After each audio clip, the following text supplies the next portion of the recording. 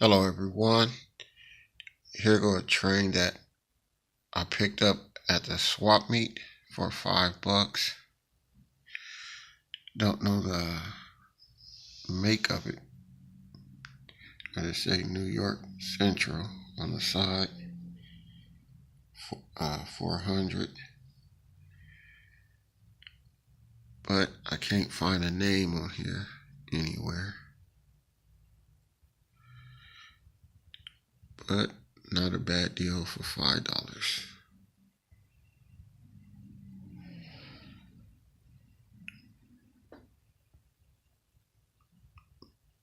I got the train, about probably 30 pieces of track.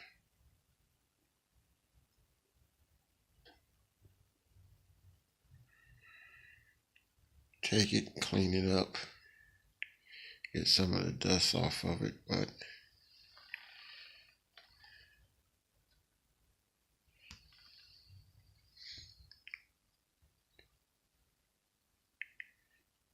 so if anyone know what make or model this is, leave it in a comment below and let me know.